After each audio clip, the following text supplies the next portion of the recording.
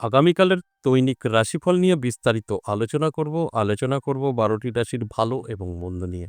এটা অতি পরিচিত প্রোগ্রাম। প্রত্যেকটা দিন আমি দৈনিক রাশিফল নিয়ে আলোচনা করি আপনাদের অ্যালার্ট করার জন্য। আগামীকাল ২০ ডিসেম্বর শনিবার।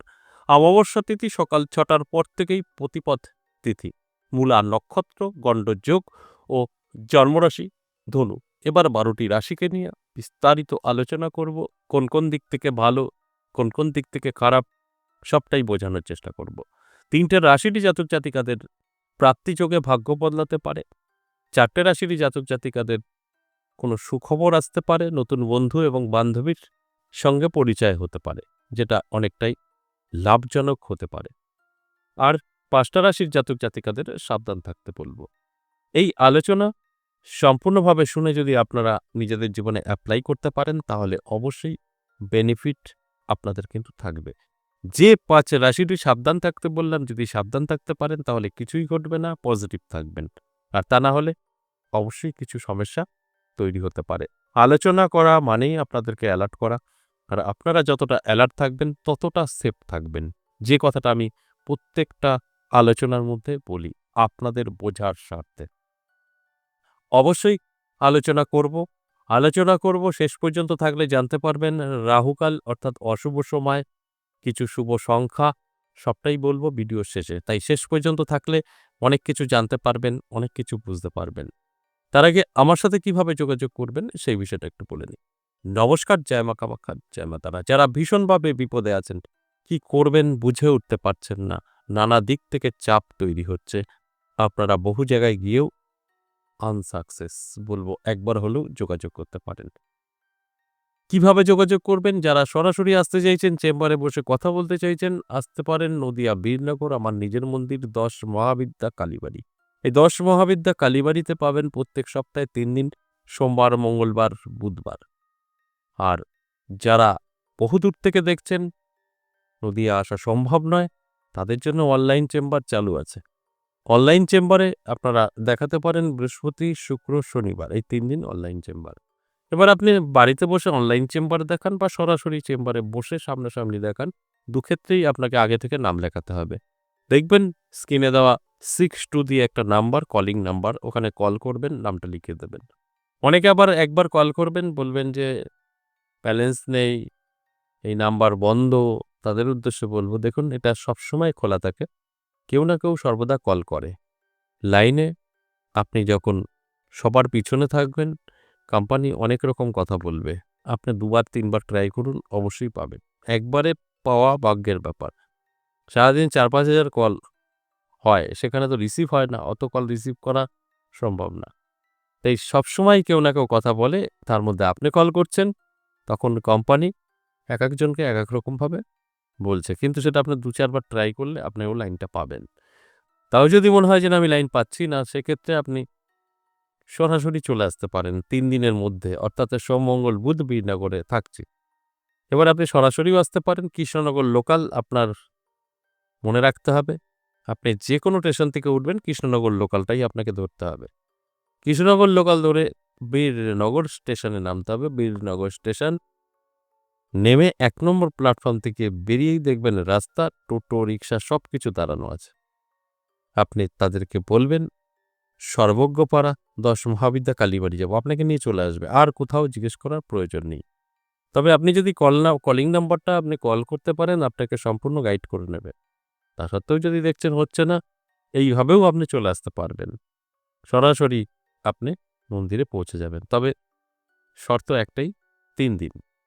সোমবার, মঙ্গলবার, বুধবার আপনি চেম্বারে এসে দেখা করতে পারেন। বৃহস্পতি, শুক্র, শনি অনলাইন চেম্বার হয়। আর তারাপীঠ মাসে ২ বার। যারা তারাপীঠ সাক্ষাৎ করতে চাইছেন, ২০২৫ সালের শেষ শনিবার আমি থাকছি তারাপীঠ। শুধু তাই নয়, তারাপীঠ মহাশ্মশানে হোমযজ্ঞর আয়োজন। সেখানে আপনি অংশগ্রহণ করতে পারেন। কি কারণে করবেন? আপনার সমস্ত দোষ-দোষী কাটাতে পারেন, শত্রু দমন করতে পারেন, মাঙ্গলিক, কালসর্প এগুলো তো আছেই। তার সাথে, সাথে ব্যবসা বৃদ্ধি, ধনদাহমও কিন্তু হবে। তাই যদি মনে হয় ২০২৬ সালটা ভালো কাটাবেন, তাহলে শেষ শনিবার ২৭ ডিসেম্বর তারাপীঠ থাকছি, যোগাযোগ করে নেবেন। এই কলিং নম্বরে কল করলেই আপনি জানতে পারবেন। এবং হোয়াটসঅ্যাপে গিয়ে ভয়েস করলেও যে আমি তারাপীঠে দেখাতে চাই, সেখানেও আপনাকে ডিটেলস জানিয়ে দেওয়া হবে। অ্যাড্রেস, কি করতে হবে। তো এইভাবে যোগাযোগ করে আপনি তারাপীঠে এসে আমার সঙ্গে সাক্ষাৎ করতে পারেন। এবার আসুন আজকের যে আলোচনার বিষয়, যেটা প্রত্যেকটা দিন আমি করি, সেই আলোচনাটা হচ্ছে দৈনিক রাশিফল নিয়ে। এই দৈনিক রাশিফল আপনি যদি সঠিকভাবে শুনে আপনার জীবনে এপ্লাই করতে পারেন, ভাগ্যের চাকা ঘুরে যেতে পারে। এটা আমি প্রত্যেকটা আলোচনাতে বলি যে এই আলোচনা মানেই আপনাদের অ্যালার্ট করা। আর আপনারা যারা অ্যালার্ট থাকছেন তাদের তো ভাগ্য বদলাবেই। তাই অ্যালার্ট থাকাটা কিন্তু অবশ্যই প্রয়োজন। তবে গিয়ে এর বেনিফিট আপনি পেতে পারেন। আর তা না হলে অনেকেই আছেন যে কানে শুনছি যে আমার রাশি ভালো, আমি সব পেয়ে যাব, তাহলে ভুল করবেন। এখানে অটোমেটিক বলে কিছু নেই। সব আপনার পরিশ্রমের ফল। আপনাকে চেষ্টা করতে হবে, পরিশ্রম করতে হবে, তারপরে এর বেনিফিট আপনি পাবেন। তাহলে আসুন এক এক করে সেই রাশিগুলো বলি। মেষ থেকে মিন ১২টি রাশিকে নিয়ে কোন কোন রাশির ভালো, কোন কোন রাশির খারাপ, সবটাই আমি জানানোর চেষ্টা করব এই আলোচনার মাধ্যমে। মেষ রাশির জাতক জাতিকাদের যদি বলি তাহলে যথেষ্ট ভালো সময় থাকবে। আপনার মেষ রাশি, আপনি যদি চোখ কান খোলা রাখতে পারেন আপনার ভাগ্য বদলাতে পারে। কারণ হঠাৎ প্রাপ্তিও ঘটতে পারে। প্রাপ্তি যোগ যখন তৈরি হয়েছে আপনার, তাহলে অবশ্যই আপনার অ্যালার্ট থাকাটা প্রয়োজন আছে। তাই মেষ রাশির জাতক জাতিকাদের উদ্দেশ্যে বলব আপনার সময়টা অতি শুভ। বৃষ রাশির ক্ষেত্রেও বলব যথেষ্ট পজিটিভ থাকছে। তবে সাবধান থাকতে হবে, আপনি প্রতারিত হতে পারেন। ইনকাম বাড়লেও ইনকাম নষ্ট হওয়ার রাস্তাও কিন্তু তৈরি হবে। তাই অ্যালার্ট থাকলে এটাকে আটকাতে পারবেন। তাই আমি এই আলোচনার মাধ্যমে আপনাদের অ্যালার্ট করার চেষ্টা করি। আপনারা এবার জেনে বুঝে নিজের জীবনে এপ্লাই করলে সেখান থেকে বেনিফিট আপনারা কিন্তু পাবেন। মিথুন রাশির জাতক জাতিকাদের আমি বলব একটু অ্যালার্ট থাকুন। আপনার মান যশ খ্যাতি কমে যেতে পারে। হঠাৎ বদনাম সমালোচনাও হতে পারে। অর্থাৎ আগামীকাল আপনার জন্য কিন্তু খুব ভালো না যদি আপনার মিথুন রাশি হয়ে থাকে। তাই অ্যালার্ট এবং চোখ কান খোলা রাখতে হবে। সেখানে দাঁড়িয়ে আপনি অনেক কিছু বুঝতে পারবেন, ফিল করতে পারবেন এবং নিজেকে সেভ করতে পারবেন।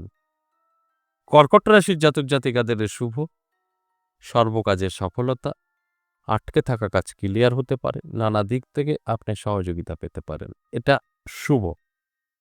কর্কট রাশির জাতক জাতিকাদের যদি মনে হয় যে আমরা জীবনের কিছু শখ পূরণ করতে পারিনি, তাহলে আগামীকাল সেই শখ পূরণের সুযোগটা আপনি পেতে পারেন। দেখুন একদিনে তো আপনার আমূল পরিবর্তন হবে না, শুরুয়াতটা হয়ে যেতে পারে। অর্থাৎ কর্কট রাশির জন্য কিন্তু ভালো সময় আগামীকাল থাকছে।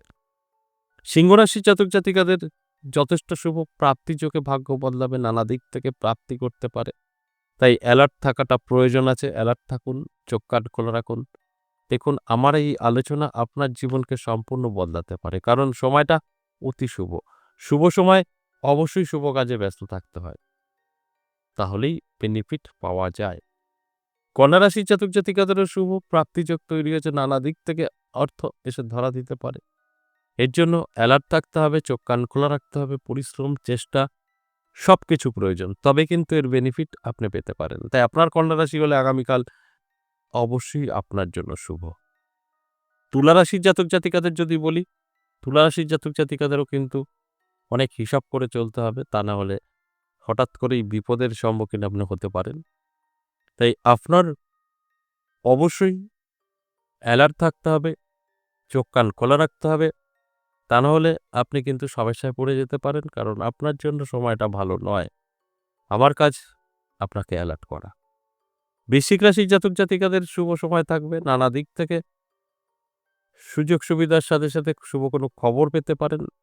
আর্থিক উন্নতি হতে পারে চোখে পড়ার মতো, কারণ আপনার সময়টাও কিন্তু যথেষ্ট পজিটিভ এবং শুভ। আর আমার কাজ হচ্ছে আপনাদেরকে অ্যালার্ট করা। ধনুরাশির ক্ষেত্রে বলবো সাবধান থাকুন। চোট লাগা, আঘাত লাগা এগুলো ঘটতে পারে, কারণ আপনার জন্য সময়টা ভালো নয়। তাই ফাঁড়া থাকবে, ফাঁড়া কাটানোর জন্য নিজেকে অবশ্যই গুটিয়ে নিতে হবে। তাহলে দেখবেন অনেকটা আপনি ভালো থাকতে পারবেন। মকর রাশির জাতক জাতিকাদের কিন্তু শুভ সময় থাকছে। মকর রাশির জাতক জাতিকারা যারা আছেন নানাভাবে কিন্তু সুযোগ পেতে পারেন। যে সুযোগগুলো আপনার জীবন বদলে দিতে পারে। নানাভাবে আপনি উপকৃত হতে পারেন। তাই এই সুযোগ সুবিধাগুলো আপনার জীবনে আসবে। এটা আপনি যখন আপনার জীবনে এপ্লাই করবেন তখন এর বেনিফিট কিন্তু পাবেন। তাই অ্যালার্ট থাকুন, চোখ কান খোলা রাখুন। কুম্ভ রাশির জাতক জাতিকাদেরও যথেষ্ট শুভ সময় থাকছে। নানাভাবে আপনি ইনকামের রাস্তা খুঁজে পাবেন। হঠাৎ করেই কোনো সুযোগ এসে আপনাকে ধরা দিতে পারে। অর্থাৎ পজিটিভ থাকছে আগামীকাল কুম্ভ রাশির জাতক জাতিকাদের। এই পজিটিভটা অবশ্যই সঠিকভাবে আপনার জীবনে এপ্লাই করতে হবে। তারপর যে বেনিফিট সেটা আপনি পেতে পারেন।